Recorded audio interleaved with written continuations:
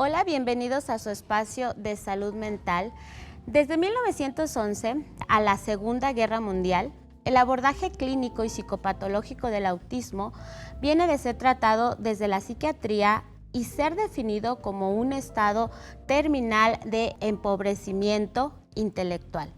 Lo definían como un estado donde el autismo expresaba el lado positivo de lo que Janet nombra negativamente la pérdida del sentido de la realidad. Este término, creado por Bleuler, tiene una etimología griega que dice autos, que significa sí mismo, opuesto a otro. El autismo está caracterizado, según él, por el repliegue de la vida mental del sujeto sobre sí mismo, llegándose a la constitución de un mundo cerrado, separado de la realidad exterior y a la dificultad extrema o la imposibilidad de comunicarse con los demás. En la actualidad, apegados al Manual Diagnóstico y Estadístico de los Trastornos Mentales, el DSM-5, que nos proporciona la definición, los criterios diagnósticos, los niveles de gravedad del trastorno, las características, factores de riesgo, aspectos y consecuencias de la información. Esta es la información que estaremos tratando en este programa. Vamos a escuchar la definición según el DSM-5 de lo que es el trastorno del espectro autista y regresamos con nuestro especialista invitado.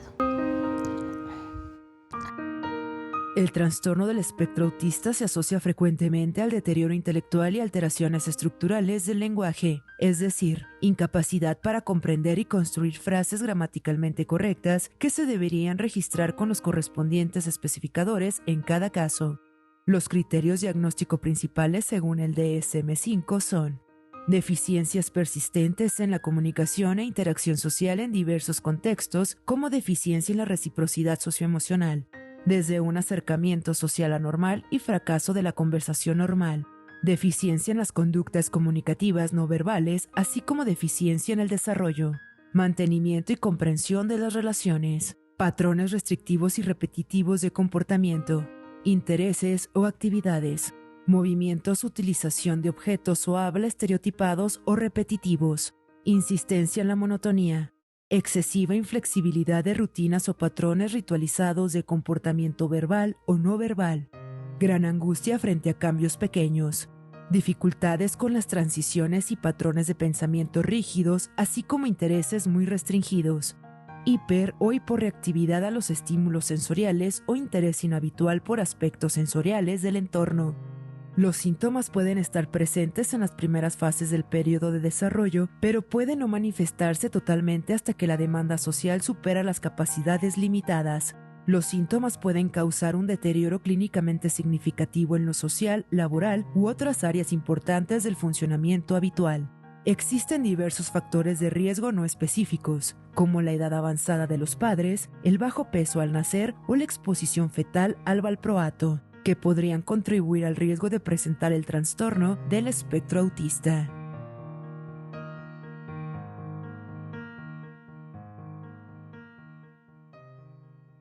Bueno, ya estamos de regreso con nuestro invitado. Él es Luis Flores Reyes, licenciado en Psicología por la Unidad Académica de Psicología de la Universidad Autónoma de Zacatecas, con una maestría en Ciencias de la Educación por la Unidad Académica de Docencia Superior de la UAS, docente investigador desde 1997 a la fecha, psicólogo clínico en el Centro de Salud Mental, con una participación también como asesor, tallerista, ponente y conferencista en diversos foros y congresos con temas diversos de educación, psicología y salud mental. Pues una gran trayectoria, profe, bienvenido, es un gusto de verdad tenerlo aquí. Muchísimas gracias, Jessy. Gracias a ti por la invitación y por darnos oportunidad de conversar un poco sobre este tema que es muy relevante, es muy actual. Gracias también a tu auditorio por escucharnos. Muy bien, profe, pues no, de verdad es un gusto porque sabemos que tiene una gran trayectoria y experiencia en este tema en cuanto al autismo y su educación. Platíquenos cómo ha sido, cómo empezó y cómo ha tenido, bueno, creo que tenemos como muchas limitaciones en este tema porque no es muy conocido. Entonces, bueno, el principal objetivo del día de hoy es darles a conocer un poquito más allá de lo que se conoce, de lo poco que se conoce. Bien, Jessy, mira, siempre ha resultado muy complicado hablar del tema. No solamente con los padres de los niños que padecen este trastorno, sino también con educadores y con la sociedad en general, porque es un tema que despierta mucho interés, interrogantes, ambigüedades. Es difícil la intervención y el tratamiento. Incluso también tenemos la posibilidad de confundir. ¿Qué es lo que requiere una persona con este trastorno? Un tratamiento psicológico, un tratamiento médico, psiquiátrico, neurológico, y este tipo de cuestiones nos permiten por lo pronto pues llevar algo de información para dilucidar qué se hace en estos casos, qué requieren. Desde mi enfoque, porque yo trabajo también para educación especial, tengo muchos años trabajando en esa área, entonces desde mi enfoque y justamente por estar en los dos ámbitos, clínico y educativo, puedo manifestarte que lo que más requiere en este tipo como tratamiento, este tipo de casos específicos de autismo, pues es educación. Se requiere de un trabajo muy arduo en el tema de la educación, más que en la terapia, porque no estamos buscando una cura, estamos buscando que la persona pueda desenvolverse y desarrollarse normalmente en la sociedad con las deficiencias o limitantes que ellos tienen por sus características. Me causa así como gran sorpresa escuchar, porque normalmente, bueno, todos es como que tiene que ir al neurólogo, luego tiene que ir con el pediatra y luego tiene que tener una terapia de desarrollo, suponiendo que es como lo básico y lo principal. Y me impacta de que usted nos diga, no, primero es la educación. ¿Por qué motivos? Bueno, porque recordemos que educar es desarrollar. Entonces es contribuir al desarrollo, un desarrollo lo más normalizado posible. Entonces, ¿dónde se adquiere la normalización o la normalidad, la socialización? Pues es en ámbitos académicos y escolares. Sin embargo, se requiere de una adecuación muy particular, por eso educación especial interviene directamente en estos casos y en otros también. Pero lo que yo he visto, tengo ya muchos años trabajando para la educación, ya digamos ya casi para los 30, vamos para los 30, pero lo que he encontrado es de que se ha incrementado de manera exponencial el número de casos en relación a hace 20 años. Hace 20, 25 años encontrábamos un caso, allá de vez en cuando, pasaban 2 o 3 años sin ningún caso. ¿A qué se debe? ¿Tiene que ver algo con la genética? ¿O? Mira, tiene que ver con situaciones desconocidas. El asunto es que sí está claramente identificado que en proporción de tener un caso por cada 2,000, entre 2,000 y 3,000 personas, tener un caso, estamos llegando a tener un caso por cada 100 personas, en teoría. Eso dicen las investigaciones y los estudios recientes. Sí. Eso significa, y lo podemos constatar, es decir, en una escuela de 300 alumnos, perfectamente encontramos 3 o 4 casos con situaciones de este tipo. Ahora se ha incrementado justamente por el cambio de denominación. La denominación y la conceptualización ha hecho que ahora sean un poco más los casos, porque trastornos diferenciados antes al autismo, como es el trastorno de Asperger, el síndrome de Rett, el desintegrativo infantil, ahora son parte de lo mismo, por eso ahora se llama del espectro. Es una amplia, más amplia de situaciones que entran dentro de la misma categoría. Y entonces también por eso podemos observar con mayor frecuencia. Pero sí creo que hay teorías acerca de qué es lo que lo causa. Y es una cuestión genética. Básicamente las más potentes son la cuestión genética, pero también la cuestión ambiental. Y esta tiene que ver con estar expuesto a sustancias desconocidas que son tóxicas para el organismo y que crean un mal funcionamiento a nivel del sistema nervioso central principalmente. Como partiendo de lo básico, ahorita usted nos decía de la educación y de una sociedad, empieza todo en la familia. Entonces, educarnos para tratar o para educar a una persona con autismo es también educar a una familia y de educar todo un entorno, sí. Y de adaptarnos nosotros al niño o el niño a nosotros. Digo, es como que un movimiento, reajuste, ¿no? De todo lo que traemos normalmente habituado. Sí, y de manera pues casi natural. Por sentido común, las personas entienden que lo que hay que hacer es que las personas con esta características se adecúen a la sociedad, se adecúen a nosotros, cambien para ser iguales que nosotros. Cuando lo primero que deberíamos hacer es entender que ellos tienen una condición particular, es una forma de ser, una forma de entender el mundo diferente y que nosotros deberíamos comprenderlos para poder luego nosotros integrarlos a la sociedad. Entonces, en ese sentido es complicado, siempre ha sido complicado entender estas dualidades. Se requieren ambas cosas. ¿Sus características los definen, son todos igual o también hay personalidades dentro del espectro autista, así como nosotros entre los seres humanos tenemos un carácter muy fuerte o en ellos depende de su nivel de gravedad, de su condición? Sí, hay una gran variabilidad, por decirlo así, dentro de sus características.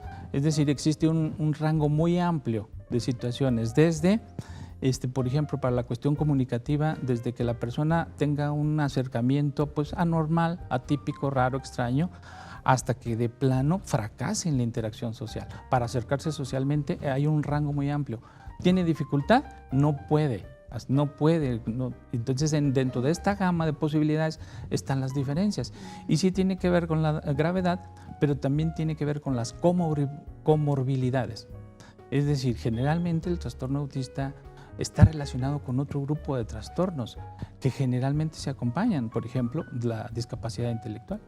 La discapacidad intelectual, antes, en el autismo clásico, en el de Kanner, el más grave, el más conocido, el que tenemos en la mente, se hablaba de un 85% de las personas con autismo poseen también discapacidad intelectual. Ahorita vamos a retomar este tema y vamos a una información que nos tiene nuestro compañero y colaborador Mauricio Pacheco. Nos preparó la información sobre las estadísticas, lo que usted nos comentaba al principio, de cómo ha aumentado, habla a nivel nacional y un poquito de los números que tenemos en nuestro estado. Vamos a verlo.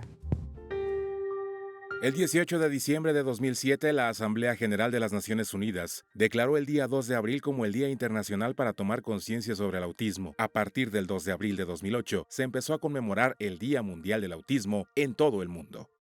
Se considera que la incidencia de autismo a nivel mundial es de 3 a 6 niños de cada 1000, existiendo 4 veces más probabilidades de aparición en los varones que en las mujeres. Sin distinción de razas, nivel socioeconómico o área geográfica. A nivel mundial, se calcula que 1 de cada 160 niños tienen un trastorno de autismo. Esta estimación representa una cifra media, pues la prevalencia observada varía considerablemente entre los distintos estudios. No obstante, en algunos estudios bien controlados se han registrado cifras notablemente mayores. La prevalencia de trastorno autista en muchos países de ingresos bajos y medios es hasta ahora desconocida. En México se ha realizado un estudio de prevalencia del autismo en el año 2016. La cifra indica que 1 de cada 115 niños estaría en esa condición. Este estudio fue realizado por los científicos financiados por la organización Autism Speaks de la conocida asociación estadounidense dedicada a la difusión de información y concientización sobre este desorden de desarrollo, y se realizó exclusivamente en la ciudad de León, Guanajuato. Casi 1% de los niños en México, alrededor de 400,000, tiene autismo. Debido a este primer estudio de prevalencia en México, no se puede comparar esto con la prevalencia en años previos, pero para comparación, hace 20 años se pensaba que el autismo afectaba a 1 de cada 1000 o menos niños o niñas en Estados Unidos. Así que 400,000 niños y niñas es un número importante y un problema urgente de salud pública en México. En Zacatecas, de acuerdo con cifras del INEGI, un 2% de la población padece de alguna discapacidad en el rango de edad de 0 a 17 años. Un total aproximado de 5,014 personas. De este total de personas, solo el 13% ha recibido atención médica o psicológica en las instituciones de salud estatales. De este total de personas, solo el 13% ha recibido atención médica o psicológica en las instituciones de salud estatales y federales, por lo que se trabaja en estrategias para acercar más a la población para realizar los diagnósticos necesarios para su atención.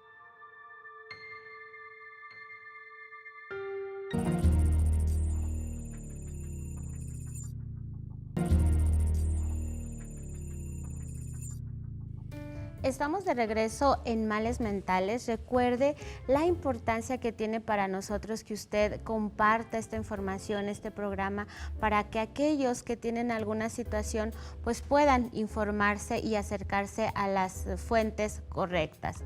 Y bueno, también puede usted comentarnos por redes sociales de este Sistema Zacatecano de Radio y Televisión. Recuerde el teléfono por WhatsApp, el 492-179-6589. Y bueno, creo que la empatía es una de las cualidades que nos haría una sociedad diferente. Las experiencias por las que pasan las familias con integrantes autistas podrían ser diferentes si la sociedad conociera un poquito más de este trastorno. Vamos a ver un reportaje sobre el autismo y bueno, pues agradezco a la familia Romo Sosa, a la terapeuta que nos compartió, a la sociedad civil, TEAS, que es Trabajando la Esperanza por el Autismo en Zacatecas, por todas las facilidades y la disposición para compartir su historia, con la esperanza de que la situación para estos niños con autismo cambie. Y bueno, a todos los que estuvieron implicados, gracias. Vamos a ver el reportaje.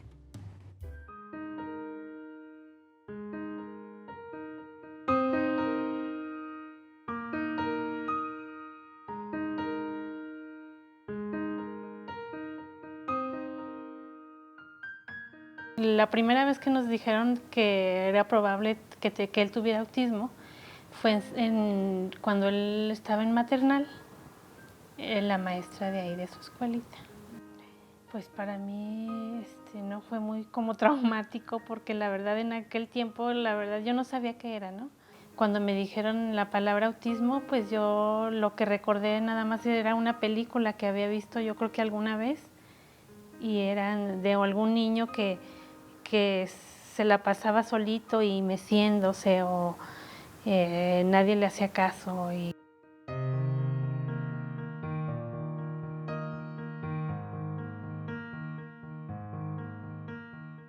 Pues primero, como a todas las familias, es un choque, es un golpe, porque el diagnóstico y más cuando uno no sabe de qué se trata y cuáles son exactamente las cosas que conlleva el autismo y pues es una incertidumbre a los papás. Claro que en ese momento que a ti te lo dicen, sí es un duelo, ¿no? Porque sí tus expectativas cambian hacia cómo va a ser tu hijo. Pues nosotros le hablábamos y parecía que no nos escuchaba, ¿no? No nos hacía caso, el contacto visual no lo tenía. Jugaba de manera muy diferente a los otros niños, él no buscaba estar con otros niños, sino él solito se apartaba. El juego era muy diferente, no había juego simbólico para darse a entender, pues sí, era muy difícil, ¿no? La comunicación no había con nosotros nada, porque se tardó en caminar, el lenguaje a mí me preocupaba mucho, entonces sí empezamos a buscar estas terapias de estimulación temprana, de lenguaje. Pues sí, como era tan desconocido, la verdad es eso, ¿no? ¿A qué te enfrentas? ¿A quién le pides ayuda? ¿Con qué doctor hay que ir? O sea, todo eso para nosotros era nuevo. Yo creo que es muy importante, sí, dar a conocer qué es, porque hay muchos estereotipos que dan las películas, piensan que todos los niños con autismo son superdotados o que tienen memoria fotográfica o que tienen este tipo de cualidades, que muchos sí las tienen, pero también tienen muchas deficiencias. Que no importa el diagnóstico, a veces es decidirse a hacer algo por su hijo, porque pues la intervención temprana es muy importante. Sí se batalla mucho. Los tratamientos son muy costosos. Les buscas a lo mejor una escuela particular para que sean poquitos niños. Y las terapias son muy caras porque son en particular a cada niño, ¿no? Entonces todo empieza desde pues educar a los papás, educar a los compañeros, los maestros que tengan cierta capacitación para detectarlos y muy importante canalizarlos. Pues hay terapeutas, hay maestros, hay doctores que pueden ayudar muchísimo en estas técnicas.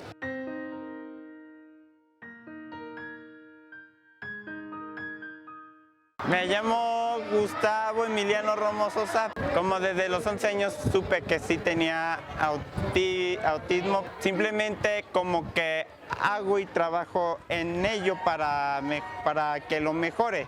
Trabajo en mí primero que nada. Trato de enfocarme. Ahora que ya estoy en la universidad hay más retos que me esperan. Lenguas extranjeras. Apenas voy en mi segundo semestre. Sí, en clases presenciales ya. Bueno, he estado tomando últimamente más virtuales.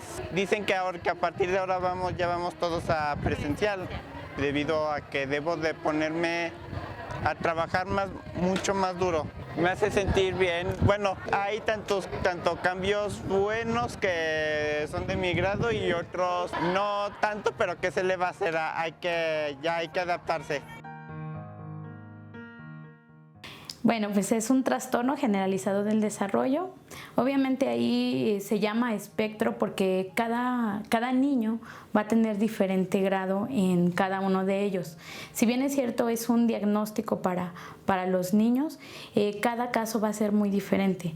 Encontramos en algunos que va a estar más limitado la socialización, incluso el contacto con otras personas va a estar muy limitado, y con otros sí toleran ese contacto visual. Dependiendo sí de cada niño, lo identificamos de diferentes maneras. Lo primero, lo básico, es la observación clínica que se tiene de no tener ese lenguaje típico de un niño en un desarrollo normal. Para solicitar algo nos jalan de la mano y nos señalan. Otro es la ecolalia, es cuando repiten mucho lo que están escuchando. Pueden incluso repetir textos iguales a los que escuchan en una caricatura, en una película, o incluso de las personas que están a su alrededor, y hablan en tercera persona. Ya identificamos si es la parte del lenguaje, si es la parte de socialización, si es la parte incluso del contacto. Algunos encontramos que son muy intolerantes al contacto, e incluso la ropa les cala muchísimo, y eso hace que presenten rabietas. Hay una hipersensibilidad, no es general, no es algo que todos los niños con autismo tengan hipersensibilidad. Hay incluso al contrario, algunos niños que son muy tolerantes al dolor, o sea, no hay ese dolor. Por eso algunos incluso tienden a golpearse, y puede ser para ellos imperceptible. Hay algunas intervenciones que manejan que todos los niños son intolerantes al gluten. Eso no es cierto.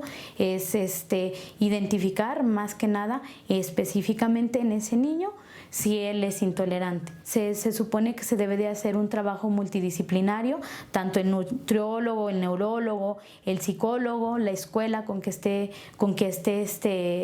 donde esté asistiendo el niño, y el psicólogo.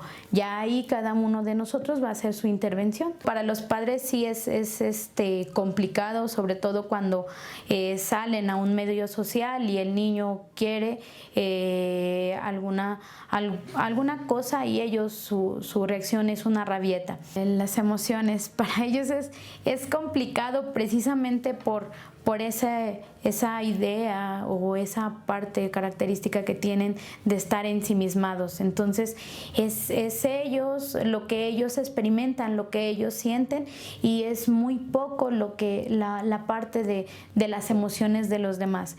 Podemos encontrar un niño que a lo mejor no tenga esa empatía con mamá, pero si hay a lo mejor en su contexto familiar, en un contexto escolar donde hay rechazo, donde siente la parte del bloqueo, va a empezar con ansiedad, con rabietas, a sentirse muy ansioso. Entonces, si bien es cierto, hay cuestiones o ciertas situaciones donde puede parecer que no le importa la emoción del otro, pero si es hacia él, sí le impacta. Lo que yo les podría decir es que se viva al día, no podemos futurizar, porque a veces estamos pensando que el niño va a lograr o que no va a lograr, o bien hacemos expectativas muy altas o bien lo limitamos. Y no sucede como lo pensamos. Una vez escuchaba a un terapeuta que decía, o que cuando platicaba con sus papás les decía, es que tiene una cajita de sorpresas. Y eso es una cajita de sorpresas que conforme va creciendo vamos a ir identificando y vamos a ir sacando. Si bien es cierto, algunas áreas van a ir limitadas, algunas vamos a ver que con la intervención van a despegar y van a desarrollar.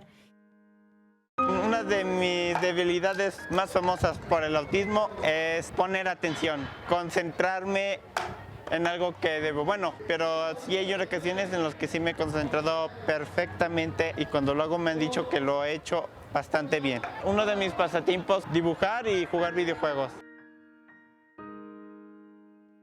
Es importante que el papá también tenga ese acompañamiento para él, para poder estar firme, para poder estar bien él y poder ayudar a su pequeño.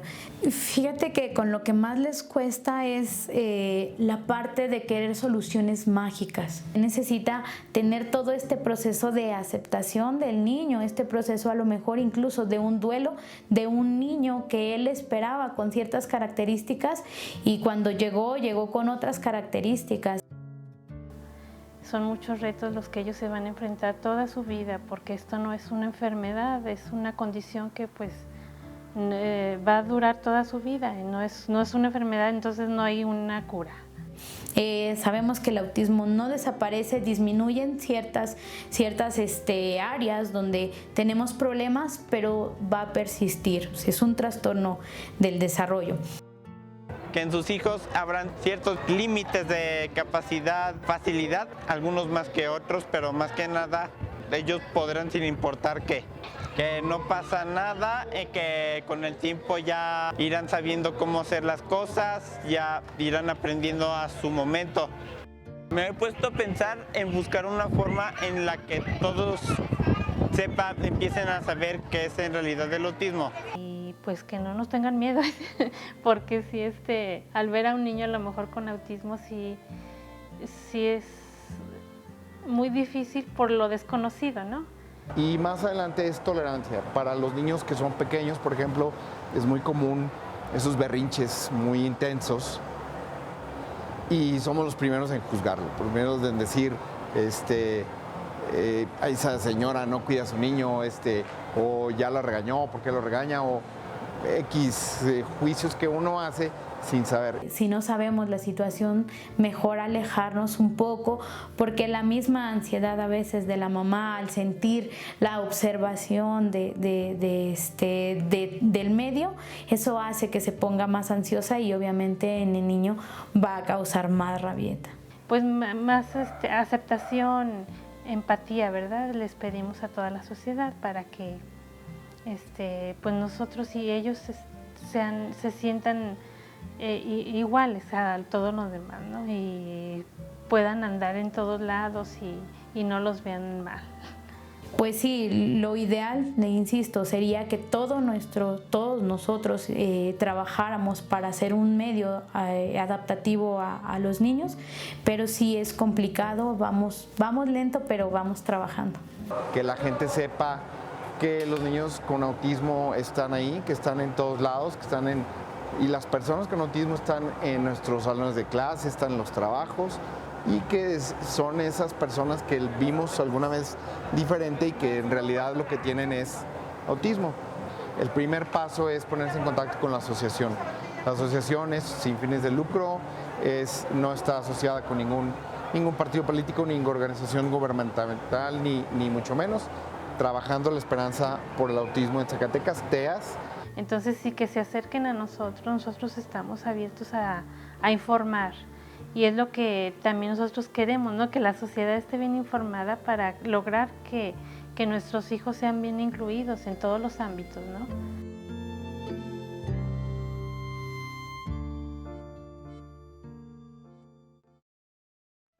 Bueno, pues ahí tiene la experiencia de una familia, de un niño con autismo, y si necesita usted información, pues puede comunicarse con nosotros al programa para darle la información de la asociación.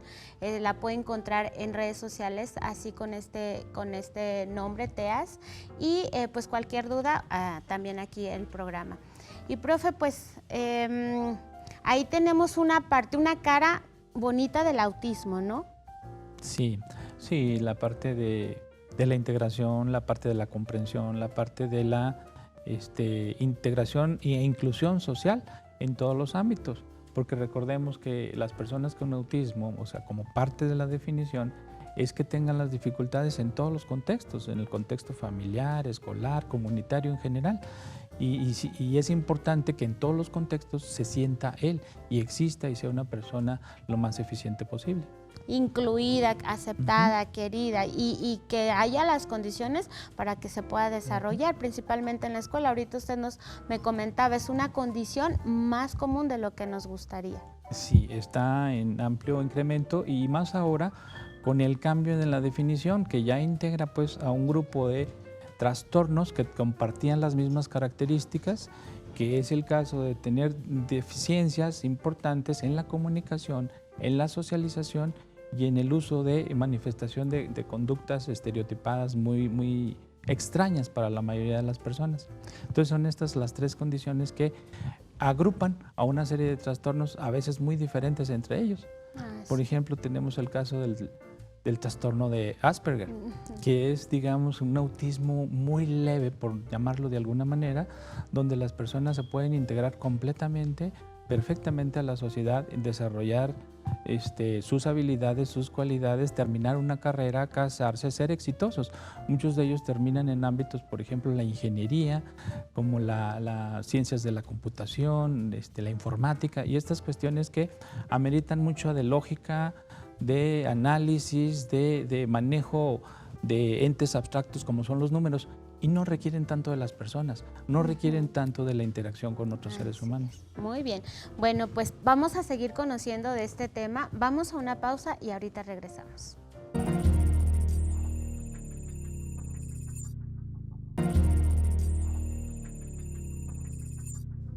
Ya estamos de regreso con el tema, el espectro autista. Y ahorita pues usted nos comentaba, profe, ya vamos a ir cerrando un poquito para que vayamos conociendo un poquito más a fondo de lo que ya escuchamos y tener más clara esta información, las diferencias que puede tener. Yo como padre a lo mejor puedo preguntarle, entonces mi hijo va a llegar a ser independiente, pero usted ya no lo dijo, todo depende de su condición. De su condición y sus otras condiciones, porque nosotros somos personalidades y entes muy complejos, entonces depende de varios factores. Uno de ellos son, aparte de la edad y las condiciones normales relativas a las diferencias que tenemos todos los seres humanos, es las comorbilidades, es decir, qué otras cosas podemos presentar. Por ejemplo, existe una gran integración entre características del trastorno del espectro autista más trastorno por déficit de atención e hiperactividad, por ejemplo, o trastornos relacionados con deficiencias intelectuales, o relacionados con altas capacidades intelectuales, que son aquellos que luego resultan ser sobresalientes para la comprensión, para la inteligencia, la solución de problemas, sobre todo en lógica, pero no son prácticos para la vida social.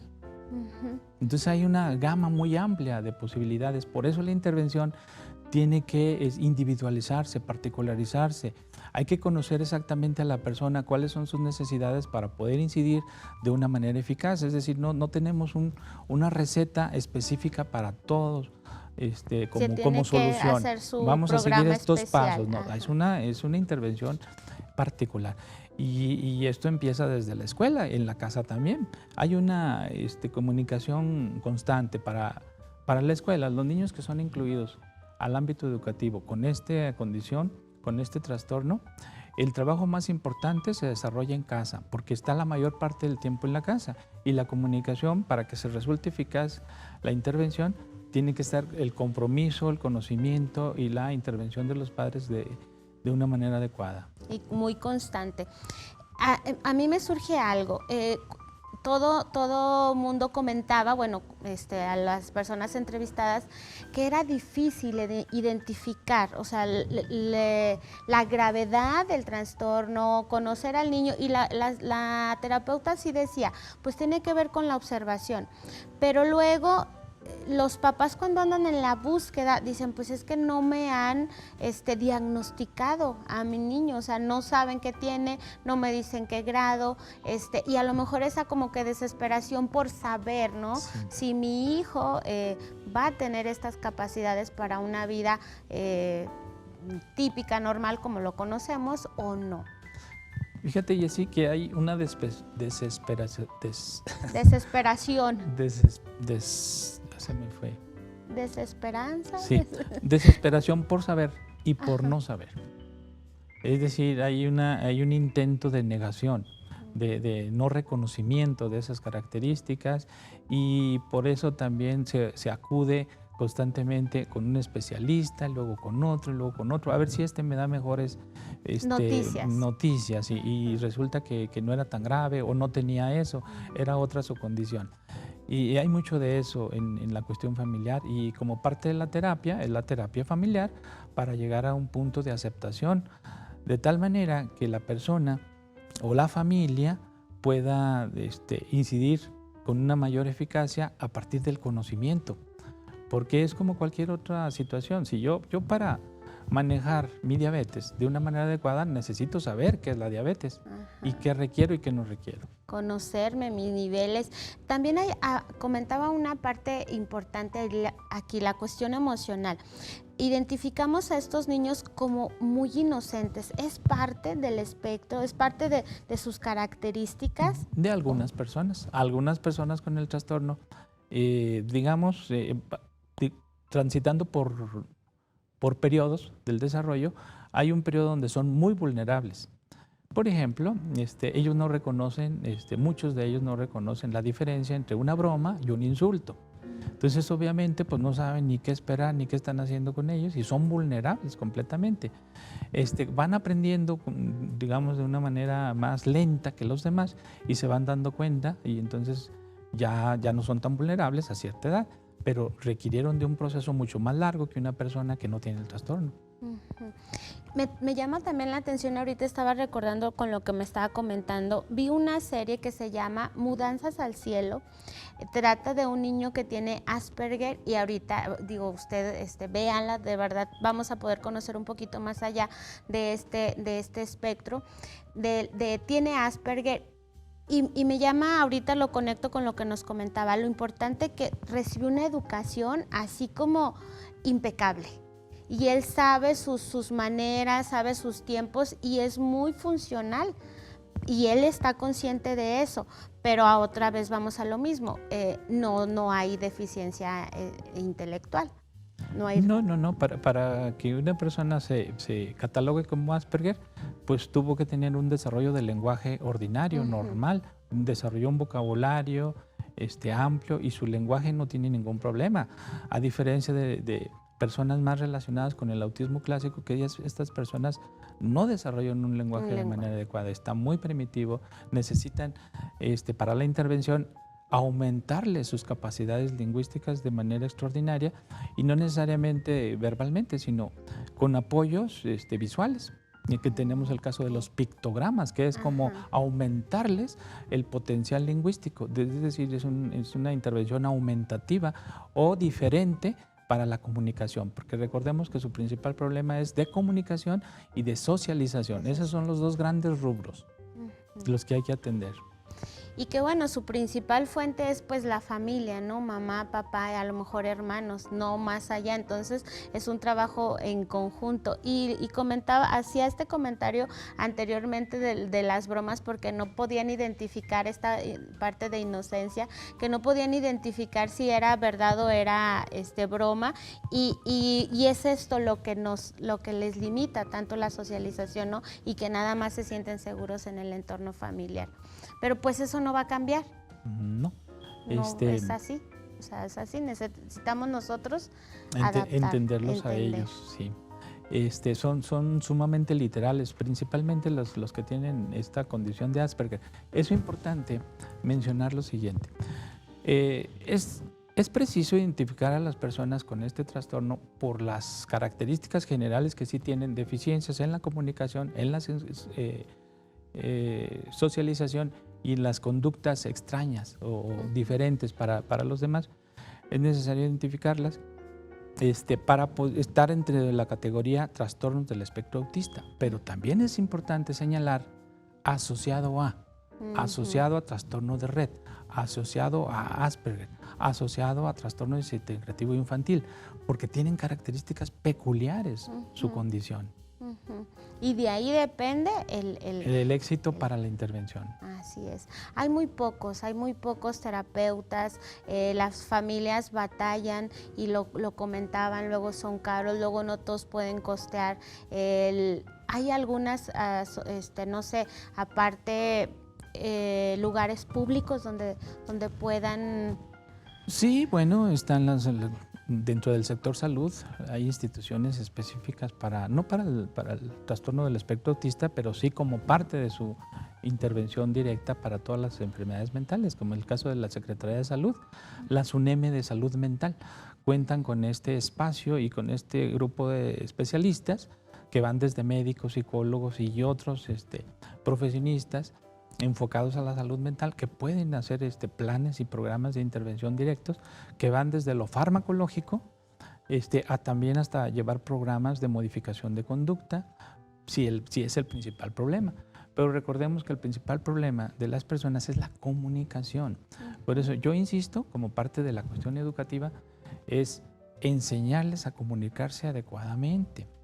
Y eso tiene que ver con explotar sus capacidades y habilidades que sí poseen, porque ellos tienen, por ejemplo, si yo digo, fulanito tiene problemas muy importantes de comunicación verbal, entonces yo no me voy a entretener tanto tiempo en que sea mejor para la comunicación verbal. Si yo sé que él es bueno para las cuestiones visuales, entonces yo introduzco un sistema de comunicación visual.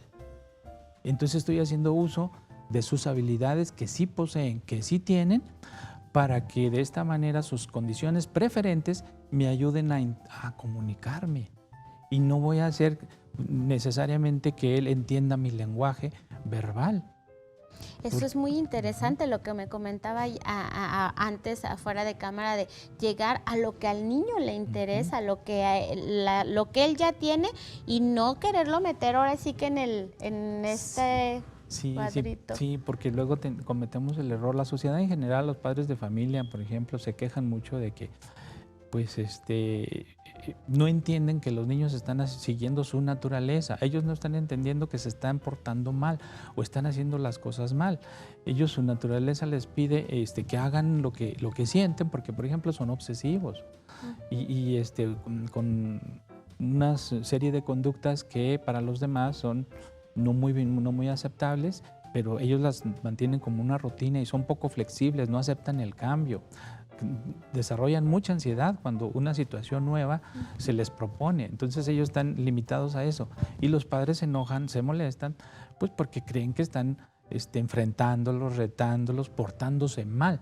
Pero no es que se estén portando mal, es que ellos no entienden que los padres y los educadores tienen otra necesidad que no es la de ellos. Entonces hay que meternos a cuál es su necesidad para a partir de ahí empezar a modificarlos.